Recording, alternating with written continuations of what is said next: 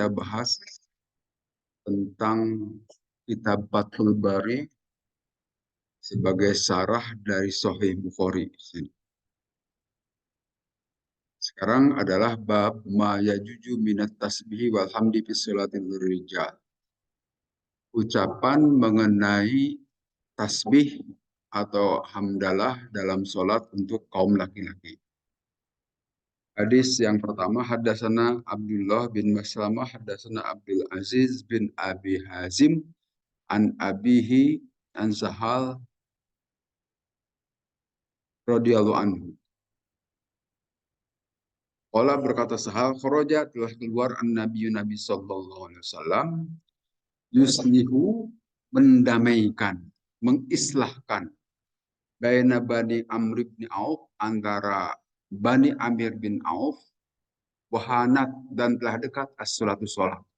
Faja'a maka datang siapa Bilalun Bilal Abu Bakrin kepada Abu Bakar radhiyallahu anhu. Aqala maka berkata Bilal, ubisan nabiyyu. Nabi SAW telah terhalangi karena beliau sedang melakukan perdamaian tadi dengan perjanjian. Kata nas, maka maukah engkau mengimami orang-orang? Ola berkata Abu Bakar, ya boleh, insyitum jika kalian menghendaki begitu. Pakoma maka komatlah siapa Bilalun Bila as-sholata untuk mendirikan sholat. Kata qaddama maka majulah siapa Abu Bakar radhiyallahu anhu. Fasalla maka beliau sholat mengimami jamaah. Waja'a maka datanglah siapa Nabi sallallahu alaihi wasallam yamshi beliau berjalan fisufufi di antara sop-sop itu. Yashukkuha syakkon membelah saf hatta koma sehingga beliau berdiri di sopil awali di saf pertama. Akhodan nasu tasbih maka orang-orang itu bertepuk tangan. Bertepuk tangan artinya memberitahu Abu Bakar ada Nabi. Ola berkata siapa Sahlun Sahal, hal tadruna mat tasbih. Apakah kalian tahu apakah yang dimaksud tasbih itu? Wa tasbih yaitu bertepuk tangan. Bahkan dan ada Abu Bakar radhiyallahu anhu ya layal tapi itu beliau tidak melihat di sholatnya di dalam sholatnya. Artinya tidak melihat bahwa di belakang ada Nabi. Walama aksaru maka pada saat orang-orang makin ramai saja bertepuk tangan itu iltafata baru beliau melihat bahwa di belakang itu ada Nabi. Faidan maka pada saat itu beliau melihat Nabi ada Nabi sallallahu alaihi wasallam bisopi di dalam di saf pertama. Asyaro maka isyarat Nabi ilahi kepada Abu Bakar maka anak tetaplah di tempatmu. Paropa'a maka mengangkatlah Abu Bakar ya dahi dengan kedua belah tangan beliau. Fahamidallah maka memuji Allah sumaroja'a koro. Kemudian beliau kembali ke tempat ke saf pertama waroh ke belakang beliau sebelumnya. Wataqaddama dan majulah siapa Nabi sallallahu alaihi wasallam fasolla maka beliau mengimami mengganti Abu Bakar. Jadi hadis ini bercerita perihal penggantian imam dan saat itu yang diminta oleh para sahabat termasuk di sini Bilal itu muadzinnya Nabi sallallahu alaihi wasallam bahwa Nabi sekarang sedang ada di Bani Amr bin Auf. Beliau sedang melakukan perdamaian, mungkin ada masalah di lingkungan Bani Amr tadi bin Auf. Kelihatannya sekarang sudah dekat waktu sholat. Sebentar lagi sholat, maka Nabi masih di sana. Maukah engkau wahai Abu Bakar menjadi imam? Tanya Bilal. Maka Abu Bakar saat itu mengiyakan, boleh kalau kalian mau kita tetap dirikan sholat walaupun Nabi tidak ada. Maka Abu Bakar majulah ke depan setelah dibacakan qomat oleh Bilal. Nah pada saat Abu Bakar menjadi imam itu, pada saat itu datang pula Nabi Shallallahu Alaihi Wasallam. Kelihatannya urusannya sudah selesai. Nabi masuk menerobos ke saf itu sampai ke saf pertama. Mungkin tadinya mau mengimami, tetapi ternyata sudah ada Abu Bakar. Jadi selagi masih sehat juga pernah Abu Bakar menjadi imam pada zaman Nabi Shallallahu Alaihi Wasallam. Maka orang-orang bertepuk tangan waktu itu. Karena belum dikasih tahu, mungkin kalau untuk laki-laki itu bukan tepuk tangan, tapi harus ucapan tasbih. Kalau ada masalah dalam sholat, ucapkan tasbih. Tapi kelihatannya belum ada pemberitahuan itu, maka bertepuk tangan para sahabat. Tapi Abu Bakar tidak sadar bahwa di belakang itu ada Nabi. Gitu kan. Tetapi makin lama makin ramai itu tepuk tangannya para sahabat. Ya, tepuk tangan bukan mungkin seperti dapati terbang misalnya. Tapi tepuk tangan dalam arti mungkin ya tepuk tangan. Nanti ada yang ngajarkan begini. Makin ramai, barulah Abu Bakar sadar bahwa di belakang itu ada Nabi. Tapi Nabi tetap isyarat, teruskan saja engkau jadi imam. Tentu isyaratnya bukan pakai lisan, pakai isyarat tangan barangkali atau isyarat anggota badan yang lainnya. Tetapi Abu Bakar kelihatannya tidak pede mungkin begitu ya. Toh di belakang ada Nabi, tidak enak. Maka Abu Bakar mundur, akhirnya Nabi lah yang maju. Artinya bisa saja terjadi penggantian imam dalam keadaan seperti itu. Tapi ini kelihatannya kekhususan bagi Nabi ya. Kalau bagi kita ya teruskan saya jadi imam, gak usah mundur. Tapi pada saat itu Nabi mengajarkan kalaupun mau terjadi hal seperti itu, ada orang yang paling istimewa di situ, maka dipersilahkan menjadi imam. Karena selama ini biasanya yang jadi imam itu Nabi. Hanya sekali lagi ini mengajarkan kepada kita kalau mau terjadi penggantian imam juga boleh saja. Seperti misalnya begini, kalau di dalam kasus kita itu bisa saja tiba-tiba imam sedang di depan, tiba-tiba bisa saya sakit terjatuh, misalkan banyak di video-video ya yang mengajar tiba-tiba jatuh atau ingin kebelat mau ke belakang, bisa saja imamnya itu macam-macam ya, tiba-tiba sakit perut ingin ke belakang, maka boleh saja imam membatalkan sholatnya itu, dan yang di belakang imam itu harus siap menggantikan. Makanya di belakang itu kenapa tidak boleh anak-anak, karena khawatir terjadi kasus begitu. Kalau anak-anak pasti bingung apa yang harus dilakukan. Nah, maka sebaiknya di belakang imam itu adalah orang dewasa yang siap menggantikan imam. Dia maju ke depan, langsung jadi imam. Biarkan saja, bisa saja imamnya tertelungkup di sini atau sakit, lanjutkan dulu sholat sampai selesai. Setelah itu baru diurus imam. Tapi kalau imam yang pertama misalnya ke belakang karena batal dan sebagainya, biarkan saja dia menyelesaikan urusan. Tapi sholat yang lain tidak perlu dibatalkan. Teruskan, harus jadi ada imam pengganti itu. Maka sekali lagi, mengapa kita tidak menyarankan ada anak-anak di belakang imam? Gitu. Karena khawatir terjadi begitu. Tapi di kita selama ini alhamdulillah tidak ada macam-macam ya. Imamnya masih baik-baik saja. Tapi suatu saat bisa saja terjadi. Sehingga lebih baik kita antisipasi. Sedia payung sebelum hujan. Gitu. Karena kalau sudah hujan, ya sudah basah-basahan. Maka lebih baik siapkan payung. Artinya di belakang imam itu sebaiknya jangan anak-anak yang tidak siap kalau terjadi apa-apa di imam di depan. Ya memang selama ini kita baik-baik saja, belum pernah kejadian lah di kita ya. Tapi kalau di tempat lain sering kejadian. Ada lah kalau kita nonton di video, tiba-tiba imamnya sakit, terjatuh, atau ada alasan lain, atau bisa saja batal tiba-tiba, maka di belakang harus melangkah saja, tidak perlu ragu-ragu. Kalaupun melangkahnya mau pelan-pelan, langkah yang patah-patah silahkan. Tapi dipersilahkan masuk menggantikan imam yang ada di depan. Nggak usah sungkan. Di kita kelihatannya tidak biasa itu. Ya, seperti misalnya tiba-tiba di sub kita juga ada yang batal mundur ke belakang, yang sebelahnya itu diem. Padahal harusnya dirapatkan, merapat terus ke sini. Tapi di kita itu tidak biasa kelihatannya.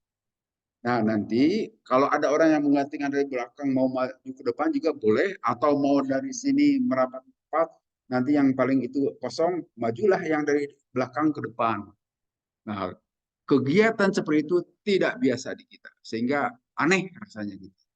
Tapi itu bisa dilakukan. Toh zaman Nabi juga terjadi. Tapi karena di kita tidak biasa, dibiarkan saja yang kosong itu tetap kosong, harusnya diisi. Dan kejadian imam ada masalah tiba-tiba di kita belum pernah kejadian gitu ya. Baik-baik saja sampai saat ini. Tapi bisa saja waktu-waktu mungkin terjadi. Sehingga sebaiknya kita tetap antisipasi kemungkinan seperti itu. Jadi di sini nanti ada penjelasan-penjelasan di bawahnya bahwa tepuk tangan itu pemberitahuan kan. Jadi tidak boleh bicara. Memang waktu awal-awal sholat itu bisa bicara atau lihat kiri kanan dan sebagainya. Tetapi seperti di hadis pada bahasan yang lalu itu dihapuskan, tidak boleh lagi. Jadi pada saat sholat itu tidak boleh berbicara, tidak boleh membuat bahasa-bahasa di luar sholat. Termasuk pada saat memberitahu ada kesalahan saat sholat, maka diajarkan bagi kaum laki-laki itu mengucapkan tasbih. Tapi bagi kaum perempuan tetap ngasih tahu. Tapi saya kira di kaum perempuan juga belum pernah ada ya. Karena kagok tidak biasa. Kalau tasbih sering kelihatannya kaum laki-laki kalau ada salah bacaan atau salah rokaat, silakan baca tasbih. Subhanallah. Itu dilanjutkan nanti di hadis di bawah ada penjelasan lebih lanjut perihal tersebut. Tapi ini cerita seperti tadi. Bagi kaum laki-laki pakai tasbih kalau terjadi apa-apa di sholat. Tapi kalau bagi perempuan pakai tepuk tangan. Kemudian di hadis berikutnya. Haddasa Ammar bin Isa haddasana Abu Samad bin Abdul Aziz bin Abdus Samad hadasan Husain bin Abdurrahman an Abi Wa'il an Abdullah bin Mas'ud radhiyallahu anhu. Qala berkata Abdullah bin Mas'ud, "Kunna ada kami nakulu mengucapkan kami at-tahiyat bis salati dalam salat. Wa nusammi dan kami memberikan nama Usalim dan kami mengucapkan salam ba'duna sebagian dari kami adalah ba'din terhadap sebagian yang lain. Fasami'ahu maka mendengar siapa Rasulullah SAW terhadap obrolan kami. Bakola maka bersabda Nabi, ulu ucapkanlah oleh kalian semua pada saat at-tahiyat itu, at-tahiyyatu lillahi wassalawat wat thayyibat. Assalamu alayka ayyuhan nabi wa rahmatullahi wa barakatuh. Assalamu alayna wa ala ibadillahis sholihin. Asyhadu an la ilaha illallah wa asyhadu anna Muhammadan abduhu wa rasuluh. Ucapan itu, at-tahiyyatu segala penghormatan lillahi milik Allah. Wassalawatu dan solawat nanti diterjemahkannya macam-macam, bisa doa dan yang lain-lain. At-tayyibatu dan juga kebaikan semuanya milik Allah. Assalamu keselamatanlah alaika kepadamu wahai Nabi, ayyuhan Nabi wahai Nabi, wa rahmatullahi dan rahmat Allah wa barakatuh dan keberkahan Allah. Assalamu keselamatan semoga alaina diberikan kepada kami semua wa ala ibadillahi sholihin dan kepada hamba-hamba Allah yang soleh. Asyhadu aku bersaksi Allah ilaha bahwa sesungguhnya tidak ada Tuhan illallah selain daripada Allah. Asyhadu dan aku menyaksikan anna Muhammadan sesungguhnya Nabi Muhammad abdu hamba Allah wa rasulan rasul Allah. Innakum maka sesungguhnya kalian in fa'altum apabila mengerjakan kalian dalika terhadap ucapan itu, maka salam tum maka kalian semua sudah memberikan keselamatan ala kulli abdin kepada setiap hamba lillahi karena Allah solihin yang soleh bis samai baik di langit wal ardi dan di bumi. Jadi ucapan tahiyat apakah tahiyat awal atau tahiyat akhir nanti ada beragam sih. Ini hanya salah satu saja. Karena ada ucapan ini juga at-tahiyatul mubarakatus salawatulillah. Itu ada al-mubarakah. Tapi kalau di sini langsung at-tahiyatul lillahi wassalawatu wat thayyibat. Nah, semuanya ada dasar hadisnya. Silahkan saja pilih yang mana karena semuanya itu berasal dari Nabi Sallallahu Alaihi Wasallam. Tetapi kesananya sama. Nah, nanti setelah syahadat itu membaca sholawat. Nah, sholawat itu juga termasuk rukun sholat, ucapan. Artinya harus dibacakan. Nah, maka sesungguhnya engkau telah mendoakan. Coba dilihat di sini. Assalamu alaika. Keselamatanlah bagimu, wahai Nabi. Nah, alaika ini itu adalah itu orang kedua kepadamu. Artinya orang kedua itu orang yang diajak bicara. Artinya hadir di depan kita. Kan dalam bahasa Indonesia ada yang disebut dengan orang pertama yang bicara, orang kedua yang diajak bicara, artinya hadir di situ. Atau kalau sekarang pakai telepon, yang diajak bicara di telepon. Dan orang ketiga itu adalah yang dibicarakan. Dalam istilah bahasa Arab itu ada mutakalim ma'al ghair, itu nahnu atau kami. Ada mutakalim wahdah, mutakalim wahdah itu saya. Kemudian ada mukhotob, mukhotob itu orang kedua yang diajak bicara. Dan ada goib, goib itu adalah yang dibicarakan tadi. Jadi di sini seolah-olah Nabi ada di depan kita ini. Ini pengertian dari kata secara letterlek, secara bahasanya begitu. Assalamualaikum, keselamatanlah bagimu wahai Nabi yang ada di depan saya. Padahal Nabi kan tidak ada, bahkan beliau sudah meninggal. Tetapi masih bisa kita mengucapkan begitu. Nah, nanti dalam keterangan hadis yang lain, Nabi mesti menjawab salam itu atau mengetahui. Berarti yang mengucapkan salam itu di seluruh dunia itu setiap saat terusan ada kan? Seperti sekarang misalnya di Indonesia sedang subuh. Tapi di Papua kan sudah 2 jam sebelumnya. Beda waktu 2 jam. Kemudian nanti ke Hawaii, ke Amerika, terus saja akan ada orang yang sholat. Walaupun makin ke sana mungkin makin sedikit. Tetapi kemudian muter lagi ke Eropa, ke Timur Tengah, itu akan ada terus sholat itu dijalankan. Dan setiap saat ada yang mengucapkan salam kepada Nabi. Dan setiap saat juga Nabi kelihatannya mendengar dan tahu. Ada yang mengucapkan salam. Sehingga apabila kita juga ziarah ke kubur Nabi, maka ucapkan salam assalamu alaika kepada engkau wahai Nabi. Tentu saja tahu itu, mendengar. Nabi SAW mendengar terhadap yang mengucapkan salam. Bagaimana setelah perang Badar nanti begini. Setelah perang Badar nanti ada Abu Jahal dan setelah perang Badar. Nah, setelah selesai perang Badar, Nabi itu berkata kepada orang-orang yang terbunuh, "Hai Abu Jahal, hai Utbah bin Robi'ah, hai Umayyah bin Khalaf dan semua gembong-gembong kafir itu ditanya oleh Nabi, apakah kalian semua sudah merasakan apa yang sudah dijanjikan bahwa kalian terbunuh dan dalam penderitaan gitu. Nah, Nabi berkata keras-keras kepada para mayat di Badar. Kemudian Sayyidina Umar berkata, Rasul, ngapain kok ngajak bicara kepada orang yang sudah mati? Gitu. Nah, nanti jawaban Rasul, mereka itu sesungguhnya tahu terhadap apa yang saya katakan, hanya mereka tidak bisa menjawab. Jadi orang yang sudah mati itu sebetulnya tahu, mendengar terhadap apa yang terjadi di muka bumi ini, tetapi mereka tidak bisa merespon itu saja. Jadi kalaupun kita ke kuburan, apakah lewat atau sengaja mendatangi kuburan, ucapkanlah salam. Orang-orang di kuburan itu tahu, terutama kaum muslimin tentu yang maksud di sini. Kuburan kaum muslimin, Assalamualaikum ya ahlal kubur, keselamatan bagi kalian semua wahai ahli kubur, antum salamun ahnu bikum lahikum. Kalian sudah mendahului kami dan kami insya Allah akan menyusul kalian. Nah, ucapkanlah salam karena semuanya orang yang sudah mati itu mendengar ucapan kita. Hanya mereka tidak bisa menjawab.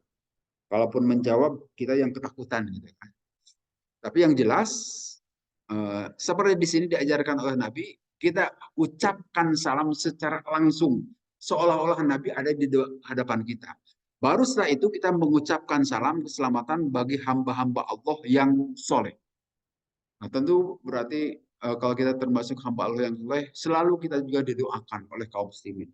Seluruh dunia itu selalu begitu. Maka pada saat kita berdoa juga begitu, memohon kepada Allah supaya diampuni dosa orang-orang muslimin baik yang masih hidup maupun al-ahya'i minhum wal amwat gitu kan. Apakah kaum muslimin yang masih hidup ataupun yang sudah meninggal. Jadi persaudaraan di dalam Islam itu begitu. Terus terjadi sepanjang kehidupan. Saling memerhatikan kaum muslimin yang satu dengan yang lain melalui doa-doa. Dan harusnya terbangun persaudaraan yang baik. Walaupun sampai saat ini sulit bersatu di antara kita ya. Fayakunu al-makna la tabtul sholatu idha sallama ala ghairi muwajihatin. Bahwa maknanya tidaklah batal sholat apabila kita mengucapkan salam kepada selain muwajahah yang berhadapan dengan kita. Artinya mengucapkan salam tadi seperti dalam tahiyat. Kita memohon keselamatan bagi hamba-hamba Allah yang lain. Artinya wa mafhumu annahu idza kana muwajihuhu tabtul. Artinya kalau kita mengucapkan salam secara langsung kepada orang yang katakanlah baru datang di depan kita, ucapkan salam, itu bisa membatalkan sholat. Tapi kalau ucapannya wa'ala ibadillahi sholihin, kepada hamba-hamba Allah yang soleh, dimanapun berada, apakah masih hidup atau sudah meninggal, kita memohon kepada Allah supaya memberikan keselamatan, itu boleh. Tapi tidak boleh langsung kepada orang yang ada di hadapan kita. Itu membatalkan sholat. Artinya tidak boleh ngobrol pada saat sholat. Wa ka'anna maksudul Bukhari bihadi tarjamah nasya'an min dalika la yabtulu sholatu li'anna Nabi sallallahu alaihi wasallam ya'murukum bil i'adah. Nah, maksud Imam Bukhari dengan penjelasan di atas itu tidak membatalkan sholat karena Nabi SAW tidak pernah memerintahkan mengulang sholatnya. Karena dalam satu kesempatan ada seorang sahabat yang melakukan sholat, kemudian selesai sholat menghadap Nabi, kata Nabi, ulang lagi sholatnya. Terus sampai beberapa kali ulang lagi sholatnya. Nah, itu Nabi memerintah ulang sholat. Tapi untuk mengucapkan tahiyat ini tidak perlu, walaupun kita mengucapkan salam kepada hamba-hamba Allah. Nabi itu mengulang sholat karena orang itu sholatnya itu tidak tumak ninah. Sujud dan rukunya itu terlalu cepat. Sujud kayak ayam macokan parap gitu kan. Itu tidak betul. Maka disuruh diulang berkali-kali sholatnya itu supaya tertib dan ada tumak ninah. Sehingga kalau sekarang ada sholat tarawih 6 menit itu tentu tidak memenuhi syarat sholat.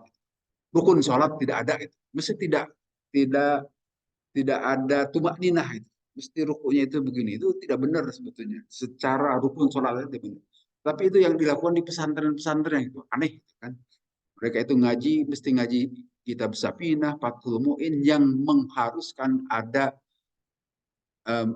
tumak ninah dalam sholat. Dan pengertian tumak ninah itu berhenti. Walaupun berhentinya itu sejenak. Yang penting tidak boleh nyambung. Harus berhenti walaupun hanya sekedar membaca subhanallah. Tapi kalau 6 menit, 23 rakaat, 6 menit itu pasti itu cepat berarti ya. Tidak ada tumak ninah. Kemudian di hadis berikutnya, hadasana Ali bin Abdullah, hadasana Sufyan, hadasana Juhri, an Abi Salamah, dan seterusnya. Dari Abu Hurairah, kalau berkata Nabi SAW, at-tasbihu, tasbih itu lirijali, bagi kaum laki-laki, wat tasbiku, dan tepuk tangan itu linisai, bagi kaum perempuan. Jadi ini penjelasan dari Nabi. Jika dalam sholat ada masalah, mau memberitahu kesalahan, kalau kaum perempuan pakai tepuk tangan. Tapi di sini kaum perempuan dihalangi, kan tidak tahu apakah di depan imamnya benar atau salah, jadi tidak tepuk tangan, sehingga tidak ada praktek tepuk tangan mungkin bagi kaum perempuan di sini, karena dihalangi tidak kelihatan ya. Tapi kalau bagi kaum laki-laki, apalagi saf pertama ini, perlu memberitahu kalau imam itu bisa saja salah. Apakah dalam bacaannya, ataupun dalam jumlah rakaat, atau gerakan yang lainnya. Kemudian ini sama hadis yang berikutnya, walaupun diriwayatkan oleh rawi yang lain. At-tasbihu lirrijali, tasbih itu untuk kaum laki-laki, wa tasbihu, sedangkan tepuk tangan, nepuk tangan, tentu bukan tepuk tangan, bukan japati. At-tasbihu lin-nisa'i, bagi kaum perempuan, tepuk tangan. Dipersilakan. Jadi ada mekanisme koreksi. Nah, ini sebetulnya sebagai gambaran dalam kehidupan sehari-hari. Jadi boleh rakyat juga mengoreksi pemimpin. Nah, seperti jamaah itu kan rakyatnya, pemimpin adalah imamnya. Karena tidak ada jaminan tanpa salah, maka boleh rakyat mengoreksi. Sebetulnya begitu juga dalam kepemimpinan sehari-hari di masyarakat. Bisa saja RW juga salah, kan? Maka boleh kita kasih tahu itu RW dan tidak perlu marah itu RW. Harusnya begini-begini, maka kita beritahu dari rakyat. Nah, kalau itu objektif, mudah-mudahan RW-nya bisa menerima. Atau pemimpin yang lain. Nah, kalau di tingkat negara banyak ya para pemberitahu tentang kesalahan-kesalahan presiden misalnya. Nah, itu sebetulnya sesuai dengan ajaran sholat. Dalam sholat juga diajarkan begitu.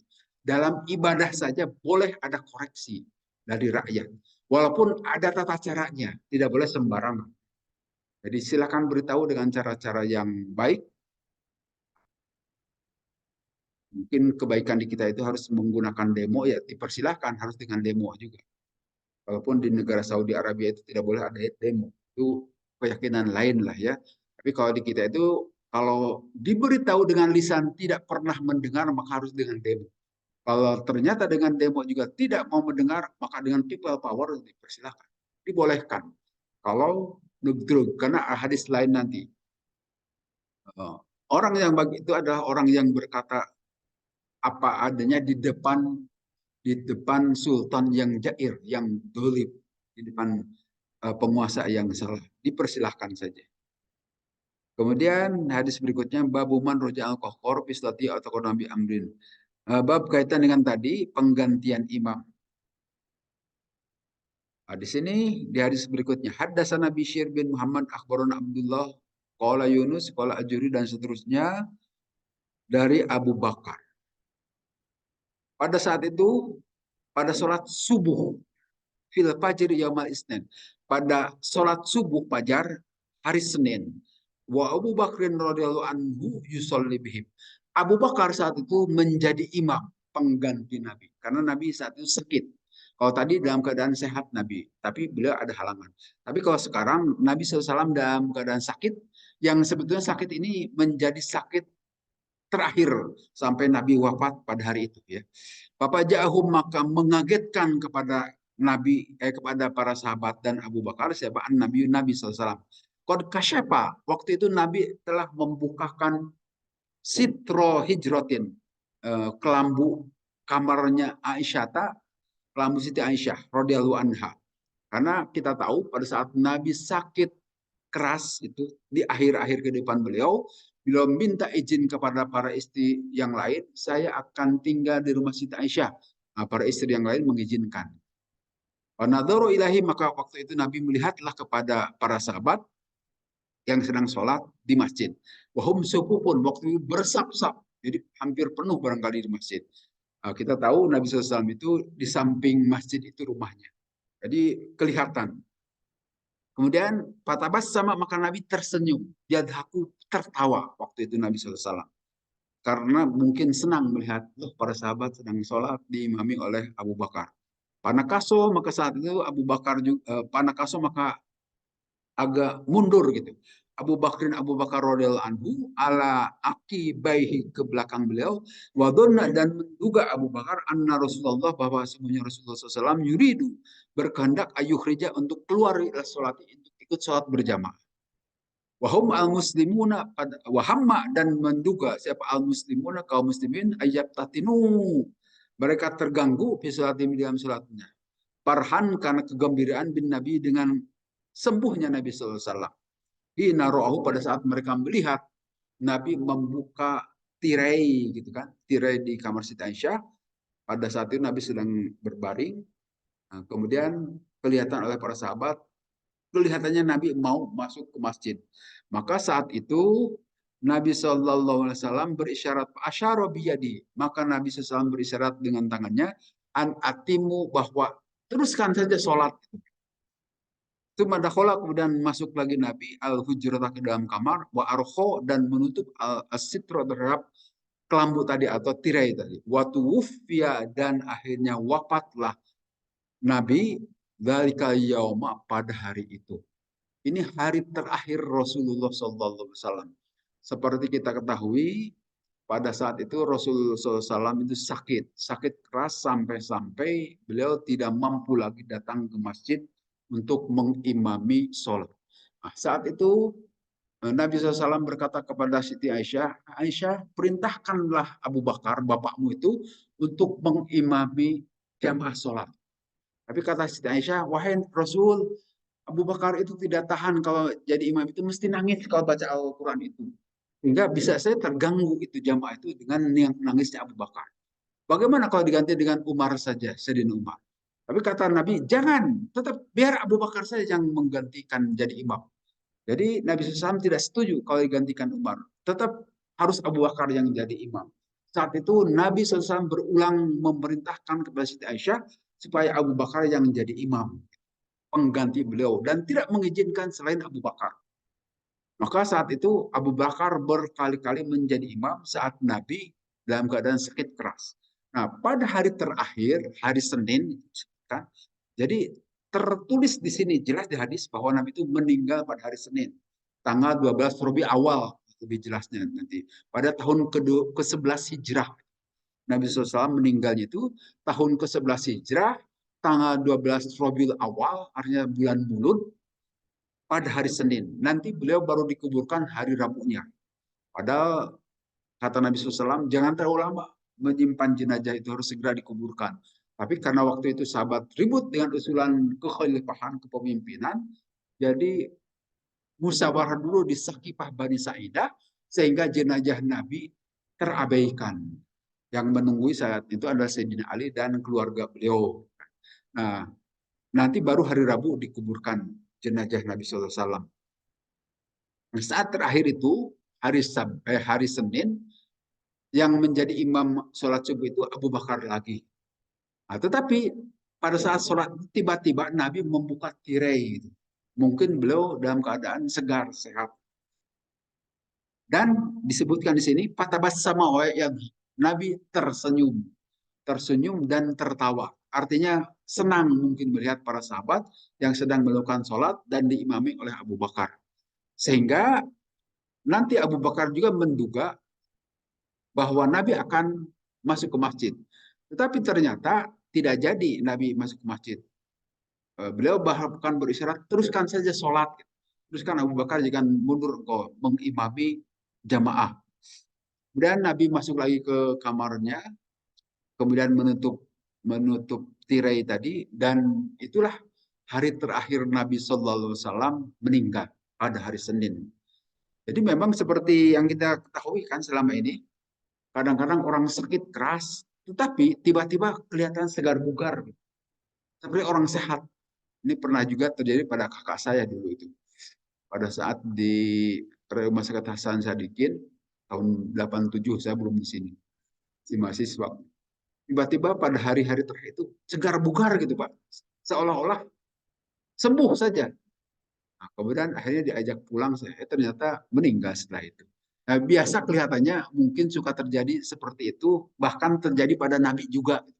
Pada Nabi terjadi juga saat itu segar bugar beliau seolah-olah sehat, tetapi justru itu adalah akan meninggal. Dan saya kira terjadi juga di kasus-kasus yang lain. Orang yang sakit keras suka tiba-tiba jadi segar bugar, kita menduganya sudah mulai sehat, tetapi bahkan itu adalah jam-jam terakhir kehidupan. Kadang-kadang pada saat segar bugar itu dia bisa silaturahmi, bahkan mungkin berkeliling kepada saudaranya, meminta maaf karena mungkin sebentar lagi mau meninggal. Kita menduganya dia sehat walafiat, tapi akhirnya meninggal. Itu yang terjadi juga pada Nabi Shallallahu Alaihi Wasallam. Beliau pada hari terakhir itu seperti sehat, sehingga para sahabat senang saat itu. Ternyata justru itu hari terakhir beliau, dan nanti siangnya meninggal Nabi Shallallahu Alaihi Wasallam. Tetapi di sini juga ada makna lain. Tadi penggantinya itu adalah Abu Bakar. Dan Nabi bersikukuh harus Abu Bakar yang menjadi imam. Sehingga nanti juga menjadi pelajaran bagi kita mengapa yang jadi khalifah sepeninggal Nabi itu adalah Abu Bakar. Sebetulnya waktu itu pada saat tahu para sahabat Nabi meninggal dan mereka tentu saja bersedih, di kalangan kaum Ansor sudah mengangkat Sa'ad bin Ubadah. Sa'ad bin Ubadah itulah yang diangkat oleh kaum Ansor sebagai pengganti Nabi. Tetapi kemudian nanti datanglah Abu Bakar dan Sayyidina Umar ke Sa'ifah Bani Sa'idah bahwa yang berhak menjadi pemimpin itu harusnya dari kaum Quraisy.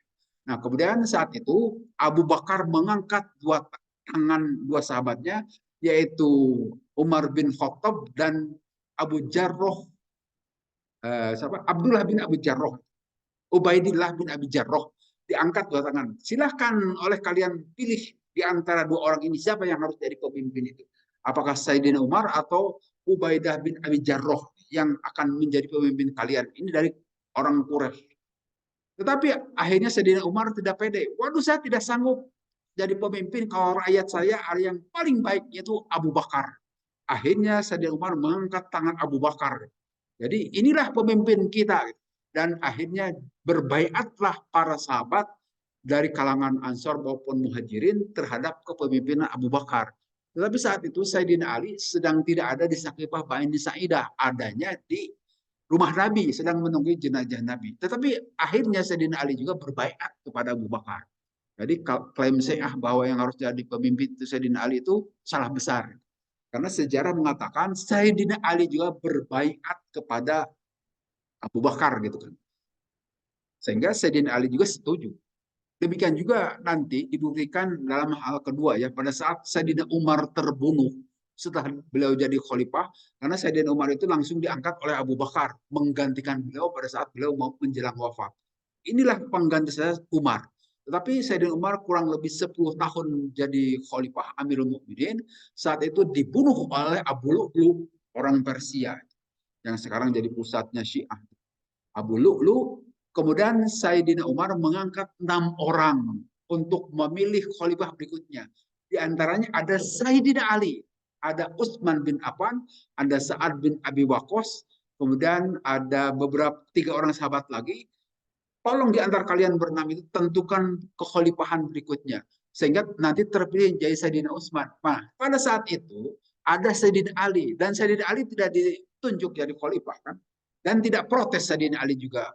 Artinya sebetulnya klaim orang Syiah itu salah besar. Itu kenyataan sejarah itu.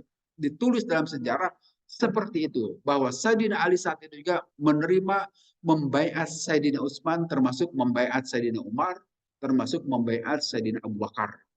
Sehingga klaim bahwa yang harus jadi khalifah pasca Nabi itu Sayyidina Ali itu salah besar. Karena kenyataan sejarah justru Sayyidina Ali menerima kepemimpinan para sahabat yang empat.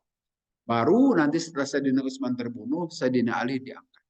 Jadi ini juga memberikan isyarat sebetulnya kepada kita, kepemimpinan Abu Bakar itu sah karena Nabi memberikan kepemimpinan dalam imam sholat juga kepada Sayyidina Abu Bakar. Sehingga pada saat beliau diangkat jadi khalifah itu juga mengikuti isyarat Nabi. Walaupun tidak secara langsung menyatakan Nabi bahwa khalifah itu harusnya Abu Bakar, tidak dikatakan. Itu diserahkan kepada kaum muslimin. Tetapi saat itu orang terbaik kedua setelah Nabi itu adalah Abu Bakar. Kalau kita lihat sejarah hidupnya, demikian hebatnya Abu Bakar. Sebelum beliau jadi orang Islam juga, beliau itu waktu zaman jahiliyah tidak pernah menyembah berhala itu. Tidak pernah ikut-ikutan sama-sama orang jahiliyah menyembah berhala. Atau minuman keras juga tidak pernah beliau itu. Jadi sebelum masuk Islam juga beliau itu sudah terpelihara. Sehingga jejak langkahnya itu mirip Nabi. Beliau itu tidak pernah menyembah berhala, tidak pernah minum minuman keras, apalagi melakukan perzinahan dan sebagainya sebelum beliau masuk Islam. Setelah masuk Islam makin hebat saja akhlak Sayyidina Abu Bakar. Bahkan di antara sahabatnya itu ada 10 orang sahabat yang dijamin masuk surga kan ya. Ada beberapa orang yang masuk Islam itu karena ajakan Abu Bakar. Seperti Sa'ad bin Abi Waqqas, Ubaidah bin Abi Jarrah, Abdurrahman bin Auf, dan Jubair bin Awam itu adalah atas ajakan Abu Bakar. Sehingga beliau itu masuk Islam. Sehingga disitulah keutamaan Abu Bakar, mengapa beliau diangkat sebagai khalifah. Wajar. Kalau yang lain itu zaman jahiliyahnya biasa melakukan kejahatan kan. Bahkan Sayyidina Umar juga pernah nyembah berhala yang terbuat dari roti pada saat, tapi itu dalam perjalanan saat lapar dimakan itu berhalanya.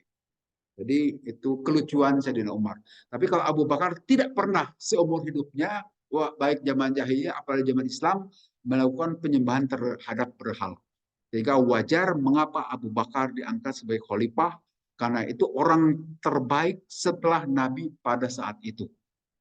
Kan disebutkan as-siddiq, sampai-sampai pernah terjadi pertengkaran.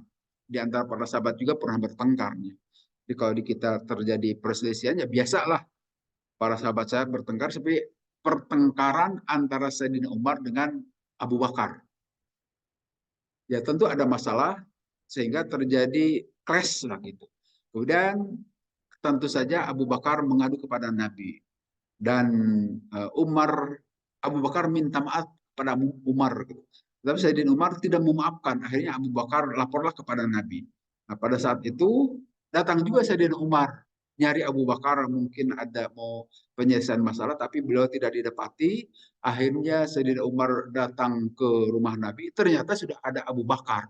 Saat itu Nabi ditanya, tidak boleh engkau menghardik atau menyakiti ini orang yang membenarkan saya pada saat pertama dahulu kalian waktu di Mekah membohongkan saya. Tetapi Abu Bakar ini pada saat Nabi diutus langsung percaya, tidak ada bohong-bohongan. Kalau Sayyidina Umar kan pernah mau membunuh Nabi. Kalau sahabat yang lain juga memusuhi Nabi. Tapi Abu Bakar saat Nabi menyatakan diri sebagai Nabi langsung beriman. Bahkan pada saat Isra Miraj, orang lain itu ada yang murtad. Gitu kan. Karena aneh ini Nabi cerita itu. Tapi Abu Bakar itu lebih dari itu pun saya akan percaya. Masa engkau mau menyakiti seorang yang siddiq gitu, kepada Sayyidina Umar. Jadi engkau jangan macam-macam kepada Abu Bakar. Artinya dilihat dari sini betapa tingginya kedudukan Abu Bakar di hadapan Nabi. Maka digelarilah As-Siddiq, sangat membenarkan itu Sayyidina Abu Bakar itu. Sehingga perselisihan di antara para sahabat juga reda setelah didamaikan oleh Nabi bahwa Abu Bakar itu adalah seorang yang telah membenarkan sejak pertama kali aku diutus. Pada saat kalian membohongkan aku, maka jangan sekali-kali engkau menyakiti Abu Bakar. Nah, Sayyidina Umar juga akhirnya damailah dengan Abu Bakar saat itu. Jadi pernah terjadi pertengkaran. Demikian juga antara Ammar bin Yasir dengan Khalid bin Walid juga pernah bertengkar. Tapi dipujilah Ammar bin Yasir bahwa dia itu masuk Islam jauh lebih dahulu dibanding dengan Khalid bin Walid. Akhirnya Khalid bin Walid menyadari kesalahannya dan minta maaf kepada Ammar bin Yasir. Tapi itu menggambarkan bahwa di antara para sahabat juga kadang-kadang terjadi perselisihan. Wajar. Ya kalau di antara kita ada beda pendapat itu biasa. Tidak perlu aneh. Nah, kemudian di hadis berikutnya. Babu idza da'atil ummu waladah. Bab terkait bagaimana kalau ada seorang ibu memanggil anaknya sedang dia dalam keadaan sholat. Nah, disebutkan begini. Qala Alaihis haddatsani Ja'far an Abdurrahman dan seterusnya dari Abu Hurairah bersabda Rasulullah SAW, nadat imro'atun, telah memanggil seorang perempuan, seorang ibu, ibnaha kepada anaknya. Wahwa pisaumiatin, dia itu di saumiah, satu tempat mungkin biara lah gitu ya, atau masjid bisa juga. Tapi ini sebelum zaman Nabi kelihatannya. Qolat berkata ibunya itu, ya Jurej, hai Jurej, ini kisah tentang Jurej. Ola maka berkata Jurej, Allahumma ummi wa salati. Wahai Allah, apakah saya harus menjawab ibuku atau tetap saya dalam sholat? Bingung itu. Ola maka berkata lagi itu ibunya, ya Jurej, hai Jurej. Ola berkata lagi Jurej, Allahumma ummi wa salati. Wahai Allah, apakah saya harus menjawab ibuku atau tetap saya dalam keadaan sholat? Ola berkata lagi ibunya, ya Jurej, hai Jurej. Ola berkata Jurej, Allahumma ummi wa salati. Apakah saya harus menjawab ibuku atau tetap dalam sholat? Kolat berkata lagi itu si ibunya, Allahumma karena tidak menjawab saja itu Jurej waktu dipanggil, la yamutu semoga tidak mati Jurej hatta yang duro sehingga terlihat di wajhil mayamisi di wajahnya orang-orang azaniyah, pejinah mungkin perempuan pejinah. Wakanat dan ada itu ibu Jurej itu takwi ila soimatihi ro'iyatun. Dia berpindah dari somiah atau tempat sholatnya itu dia menggembala kambing ke tempat penggembalaan. Pawladat maka melahirkanlah di tempat penggembalaan itu pakilalah mimman hadal walad. Ada seorang perempuan maksudnya di tempat penggembalaan yang biasa di tempat penggembalaan seorang perempuan hamil kemudian melahirkan. Kemudian ditanya, man Juraj najla fi sawmati. Apakah Juraj ada di tempat ibadahnya? Qala berkata Jured, aina hadhihi allati tazumu anna waladaha li. Nah, si perempuan tadi mengklaim bahwa anaknya ini bapaknya adalah Jurej. Jadi ceritanya itulah fitnah yang didoakan oleh ibunya karena Jurej waktu dipanggil-panggil sedang sholat, dia tidak pernah menjawab kepada dia. Sehingga merasa sakit hati barangkali si ibu itu. Sehingga dia berdoa, mudah-mudahan Jurej itu nanti pada saat mati tidaklah mati kecuali berada di dalam lingkungan orang yang melakukan jinah. Nah, ternyata nanti di tempat penggembala itu ada seorang perempuan. Perempuan itu sampai hamil dan melahirkan. Saat ditanya siapa bapaknya anak ini, dijawab adalah Jurej. Siapa Jurej itu adalah Ro'il Gonam. Yang yang menghamil saya itu adalah yang menggembala kambing. Yang menggembala kambing ini maksud di sini adalah Jurej. Jadi artinya begini, pada saat dipanggil oleh ibu kita, saking sakralnya ibu dan bapak itu, tinggalkan sholat walaupun sedang sholat. Tetapi nanti para ulama berpendapat kalau itu sholat sunnah.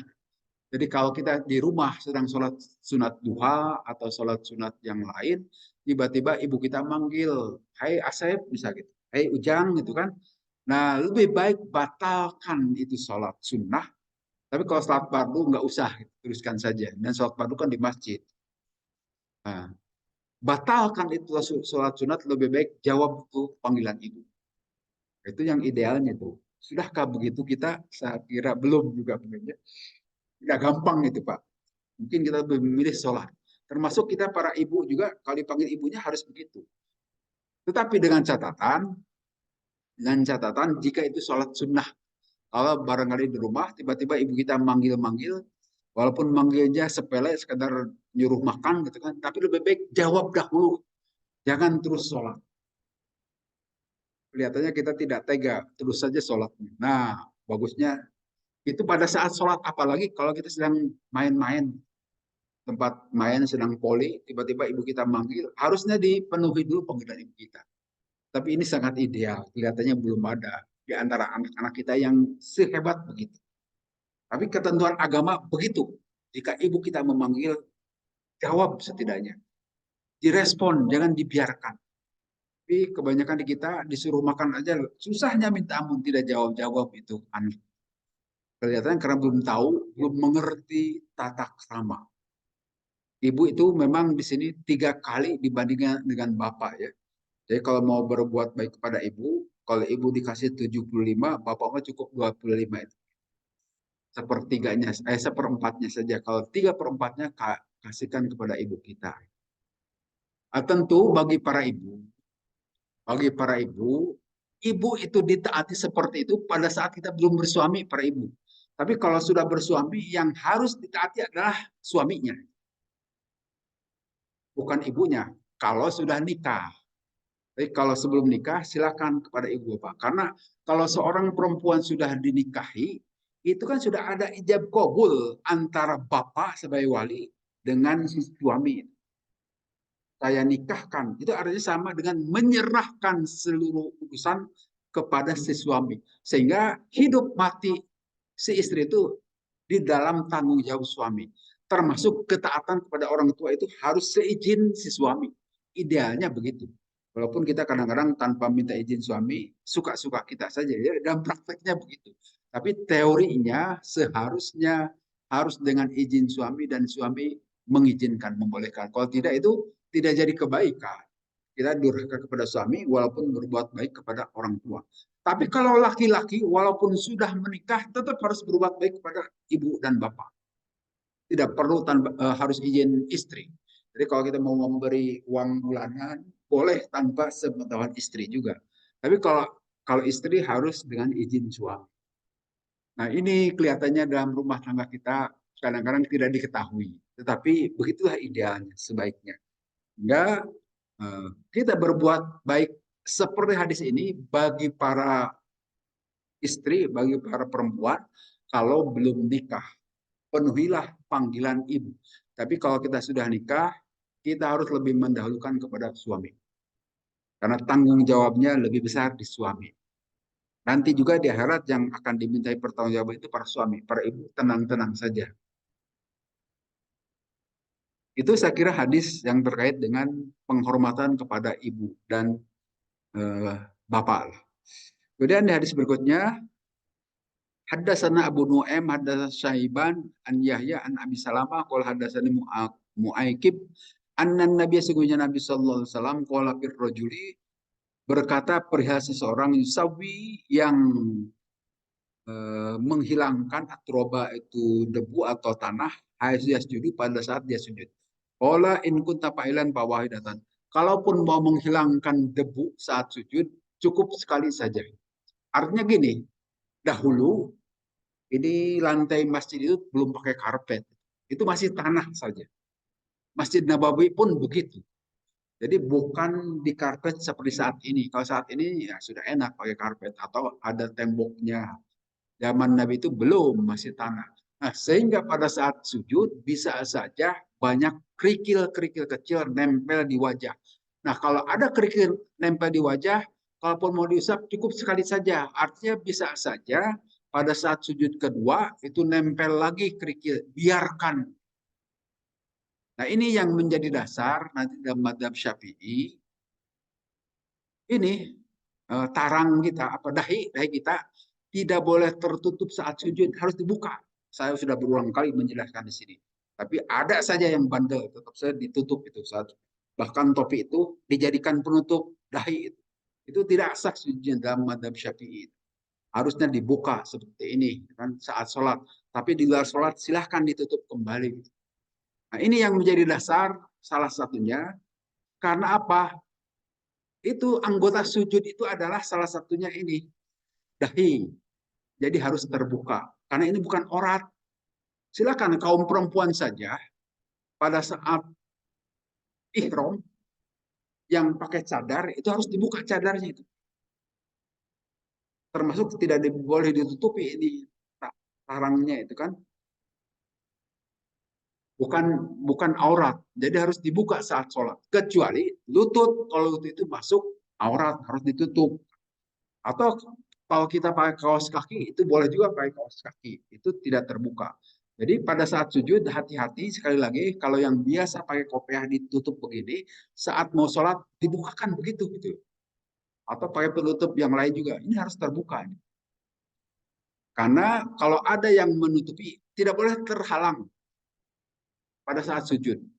Kalau di orang Syiah itu justru sengaja harus dihalangi pakai batu Karbala, itu kan tanah Karbala itu, Pak.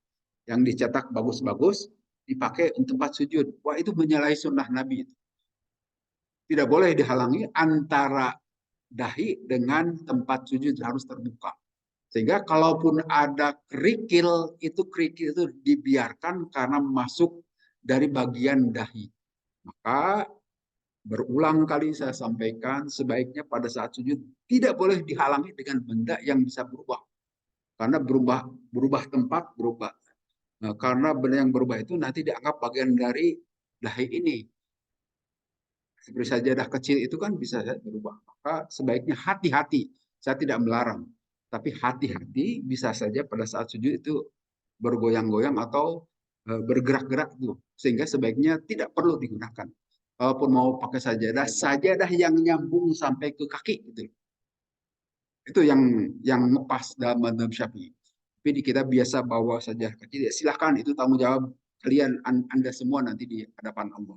Tapi saya sudah pernah sering berulang kali menjelaskan. Tapi tetap saja yang berdegong mah tetap saja berdegong. Dipersilahkan saja tanggung jawab masing-masing. Nah, kemudian hadis berikutnya. Haddatsana Musaddad qala haddatsana Bishr haddatsana dan seterusnya. Kunna kami semua nusolli solat ma'an Nabi beserta Nabi SAW di syidatil hari dalam keadaan sangat panas. Gitu. Faidan pada saat itu lam tas yastati maka tidak kuat haduna salah seorang di antara kami ayyumakkina untuk meletakkan wajahnya minal adi di bumi basato maka menggelar dia sabahu dengan kainnya itu dengan pakaiannya. Pas saja dah maka dia sujud alahi di atas pakaiannya.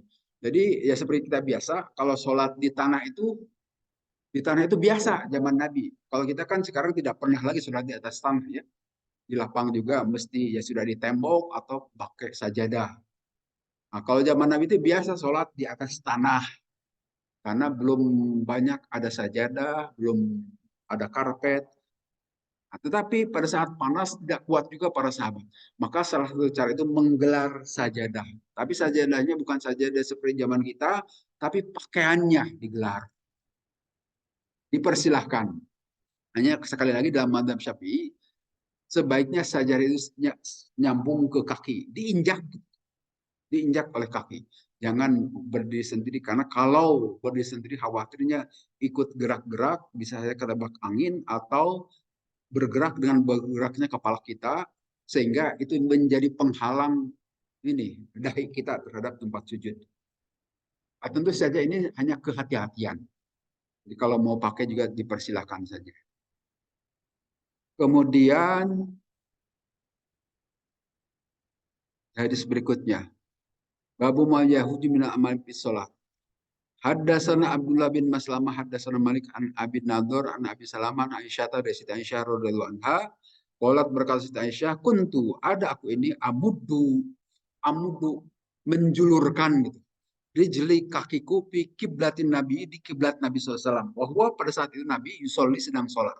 Faidah sajada maka apabila Nabi sujud gomazani maka aku melipat kakinya itu. Paropatuha kemudian aku mengangkat kakiku itu ya menjadi ke atas. Faidah koma maka apabila Nabi SAW berdiri maka aku melonjorkan. Nah ini berita dari Siti Aisyah. Ini menggambarkan betapa rumah Nabi itu sempit. Mungkin kamar Siti Aisyah itu sempit. Mungkin ya kalau sekarang masih ada bekas rumah atau kamar Siti Aisyah itu, yaitu kubur Nabi. Di dalam kubur Nabi saat ini ada 3 orang yang dikuburkan. Ada Nabi Shallallahu Alaihi Wasallam, ada Sayyidina Abu Bakar, ada Sayyidina Umar bertiga. Dan nanti beritanya ada 1 orang lagi yang akan dikubur di sana, itu Nabi Isa alaihissalam. Kita akan yakin bahwa Nabi Isa akan satu waktu turun ke muka bumi mengalahkan Dajjal. Kemudian beliau meninggal. Nah saat meninggal itu nanti akan dikubur di kuburan di dekat Nabi di kamar. Nah itulah kamar Siti Aisyah itu mungkin kecil sehingga digambarkan di sini tempat sholatnya sempit sehingga apabila Nabi mau sholat saking tidak ada tempat lagi Siti Aisyah juga menjulurkan kakinya ke tempat sujud Nabi itu. Kemudian saat Nabi sujud, kaki Siti Aisyah ditarik. Tapi pada saat Nabi berdiri lagi, kakinya itu dipanjangkan lagi. Saking sempitnya rumah Nabi atau kamar Siti Aisyah. Itu boleh. Jadi kalau kita sholat gitu juga tidak apa-apa. Toh sudah diberi contoh oleh Siti Aisyah. Dan Nabi melanjutkan sholatnya. Bisa jadi karena tempatnya sempit. Tapi kalau tempatnya leluasa ya nggak usah dijulurkanlah kakinya. Duduklah di tempat yang lain. Kalau tempatnya sempit, mau tidak mau seperti itu. Kemudian di hadis berikutnya, Haddatsana Mahmud, Haddatsana Syabab, Haddatsana Subah dan seterusnya dari Abi Hurairah. Adin Nabi dari Nabi sallallahu alaihi wasallam, anna sesungguhnya Nabi telah salat salatan satu salat, kemudian beliau berkata, inna syaitana sesungguhnya syaitan arodo telah datang setan li kepadaku pasyadda kemudian mau mengikat alaya kepadaku liyak toa supaya aku memutuskan as-salat terhadap salat alaya terhadapku. Fa'amkanillahu maka Allah memenangkan memberikan pertolongan kepadaku. Maka akhirnya bahkan hamam itu aku berkeinginan an usikuhu untuk mengikat itu setan ila syariatin ke satu tiang sumatus sehingga sampai pagi patan duru sehingga kalian semua bisa melihat ilahi kepada setan. Pada kartu kemudian aku ingat qala Sulaiman terhadap ucapan Nabi Sulaiman alaihissalam, Rabbi habbi mulkalla yang bagi hadim min ba'di. Wahai Tuhanku, berilah aku ini kerajaan, kekuasaan yang tidak akan pernah diberikan setelah aku. Farodahullahu khosian. Maka akhirnya Allah mengembalikan setan itu dalam keadaan merugi atau terhina. Semua qala Nadhr kemudian berkata Nadhr bin Shumail pada Atu Bidali dan seterusnya. Jadi artinya satu malam Nabi Shallallahu Alaihi Wasallam sedang sholat, kemudian ditedatangi oleh setan. Nabi SAW melihat setan. Nah, setan itu apakah dalam wujud asli atau dalam rekaan, wallahu alam. Tapi yang jelas Nabi bisa melihat. Nah, itulah mukjizat Nabi. Dan maksud Nabi itu mau menangkap setan, kalau perlu akan saya ikat di tiang masjid supaya besok pagi para sahabat bisa melihat itulah wujud setan. Tetapi Nabi ingat terhadap ucapan Nabi Sulaiman. Rabbi habbi dalam Al-Quran kan ada. Robbi habli, wahai Tuhanku, berilah aku kekuasaan yang tidak akan engkau berikan kepada orang setelah aku. Ingat terhadap ayat itu, maka tidak jadi Nabi mengikatnya. Akhirnya setan itu dikembalikan kepada Allah dalam keadaan terhina. Mungkin ya tentu ada sejumlah manfaat. Yang jelas Nabi tidak jadi memperlihatkan setan pada para sahabat saat itu. Artinya itulah mukjizat Nabi bisa melihat setan, sedangkan kita tidak bisa. Kemudian di hadis berikutnya, ada sana Adam, ada Subah, ada sana Arzak bin Qais dan seterusnya. Kunna bil ahwazi nuqatil hurriyah. Kami dalam keadaan memerangi kaum hurriyah. Pabaina anak ala jurubi nahrin. Pada saat itu, aku berada di tepian sebuah sungai. Dan pada saat itu rojul ada seorang laki-laki sedang sholat di tepian sungai. Wa idan dan pada saat itu lija mudabati biyadi, kendali kendaraan ontaknya. Ini onta atau kuda, wallahu alam tidak disebutkan. Mungkin onta ya.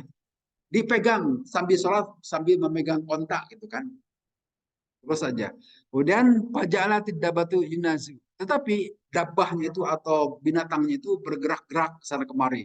Sehingga wajahnya yatba'uha. Si orang yang sholat dia ikut bergerak-gerak sesuai pergerakan dari binatangnya itu. Qala Sya'bah wa Abu Barzah. Orang yang sholat itu adalah Abu Barzah al-Aslami. Pajala rajulun min khawarij. Dia termasuk nantinya dari kaum khawarij. Yaqulu Allahumma al bihadza syekh. Loh, apa yang sedang dikerjakan oleh orang tua ini?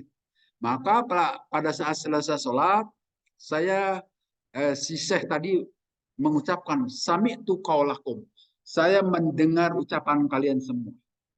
Ini dan sesungguhnya aku Goza itu telah pernah ikut berperang ma'a Rasulullah beserta Rasulullah SAW sita gojawatin sebanyak 6 kali perang awsab agojawatin wasamanin atau bahkan 7 kali perang atau 8 kali perang. Wa syahidtu tasiruhu tuyassiruhu, dan aku menyaksikan perihal keentengan-keentengan yang diajarkan oleh Nabi. Wa ini in kuntu an uraja ma dapati ahabbu ilayya min an adaha. Nah, dalam ini kenapa engkau berkomentar bahwa saya ikut pergerakan dabah, kemana dabah bergerak, saya ikuti pergerakan, akan lebih aku sukai mengikuti gerakan itu daripada dabah itu saya lepaskan nanti kabur barangkali gitu ya. Karena saya juga telah pernah menyaksikan Nabi dalam peperangan, mungkin nyontoh Nabi, mungkin ceritanya begitu. Jadi ini diceritakan pada saat sedang sholat di pinggir sungai, ya sungainya sungai di gurun pasir, tentu saja mungkin pada saat itu ada airnya, kadang-kadang tidak ada juga. Gitu. Saat itu ada seseorang yang sholat sambil pegang kendali dari ontaknya. Nah, dia bergerak-gerak saat sholat itu kemana onta itu bergerak. Jadi kiblatnya itu berubah-ubah gitu maksudnya kan. Nah, kalau seperti sekarang apa ya, memegang kunci mobil mungkin ya, kunci mobilnya dipegang dipersilakan dan itu mungkin tidak akan bergerak-gerak. Tapi supaya keamanan jangan sampai itu kabur mungkin binatangnya tadi. Sehingga tetap dia pegang daripada dilepas nanti kabur itu binatang lebih menyusahkan lagi barangkali. Boleh mungkin. Karena aku juga pernah menyaksikan ini pada zaman saya ikut perang bersama Nabi. Bisa jadi zaman itu juga terjadi berperang sampai memegang atau sholat sambil memegang kendaraannya. Kemudian hadis terakhir, ada sana Muhammad bin Muqatil dan seterusnya. Diceritakan begini, khosafati syamsu, kata Siti Aisyah, telah terjadi gerhana matahari. Pakoman Nabi, maka berdirilah siapa Nabi SAW, pakora suratan tabilatan. Maka Nabi membaca surat yang sangat panjang.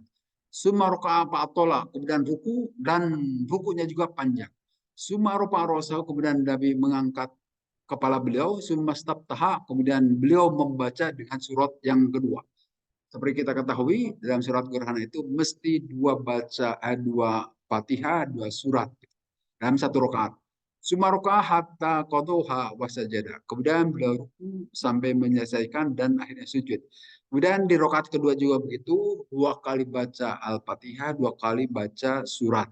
Sumaqala innahuma ayatani. Kemudian Nabi berkhutbah sambil mengatakan innahuma ayatani, sungguhnya matahari dan bulan itu adalah 2 tanda-tanda keagungan Allah, min ayatillah, dari tanda-tanda keagungan Allah. Faidaru itu mendalika, maka apabila kalian melihat terjadi gerhana, fasallu, maka sholatlah kalian hatta yufroja ankum, sehingga selesai itu gerhana. Laqad ra'aitu, sungguh aku telah melihat fi maqami, di tempat hada ini, kulla syai'in, segala sesuatu, wa'idtuhu, mu'idtuhu, yang telah dijanjikan kepadaku. Hatta laqad ra'aituni uridu an akhudha qatfan minal jannah.